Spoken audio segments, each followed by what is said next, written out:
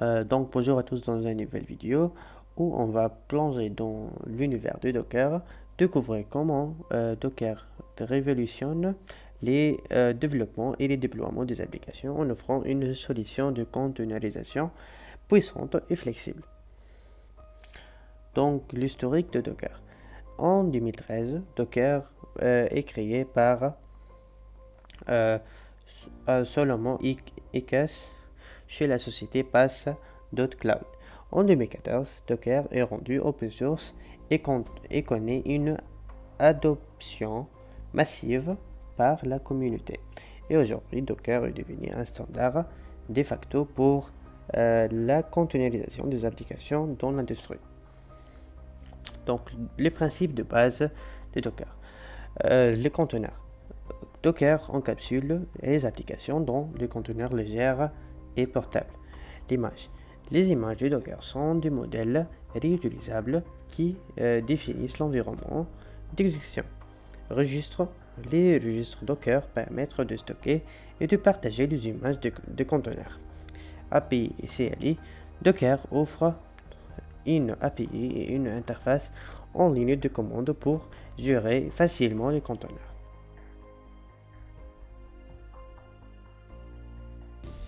L'architecture logicielle de Docker. Donc, Docker est composé de trois principaux éléments. Donc, le premier, c'est le démo Docker. Les démos Docker est le cœur du système responsable de la gestion de conteneurs.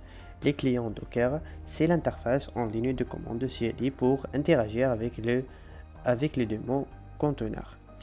Le registre d'images, le registre Docker comme Docker Hub servent à stocker et partager les images de conteneurs. Donc, parmi les avantages de Docker, on peut constater premièrement la portabilité. Les applications empaquetées dans des conteneurs Docker peuvent être déployées facilement sur différentes plateformes. La cohérence. L'environnement d'exécution est standardisé, assurant la fiabilité et la reproductibilité du déploiement. Troisièmement, évolutivité. Docker permet de monter en charge rapidement en ajoutant ou en supprimant de conteneurs. Donc maintenant, on va voir une petite démonstration de l'installation de Docker. Donc premièrement, vous pouvez télécharger l'agent Docker pour votre système d'exploitation à partir de leur site web. Configuration. Donc suivre les étapes de l'installation dans les documents qui existent sur leur site web pour configurer Docker sur votre machine. Et finalement, la vérification. Exécuter des commandes Docker de base pour valider l'installation sur votre machine. Containerisation des applications. On peut trouver les applications web. Bien évidemment, on peut les déployer les applications web dans des conteneurs web, dans des conteneurs Docker. Les bases de données, exécuter de bases de données dans des conteneurs Docker et les microservices. Containeriser vos microservices pour une architecture flexible. Gestion du cycle de vie des applications. Composé de trois principaux étapes. Donc la première étape, c'est la construction. Créer deux images Docker à partir de définition, Docker Files. Déploiement, déployer vos conteneurs sur de hôtes Docker ou de plateformes cloud. Exécution, gérer le cycle de vie du conteneur de l'installation à mise hors service. Orchestration de conteneurs avec Docker Compose. Définition. Docker Compose permet de décrire et de gérer des ensembles de conteneurs liés.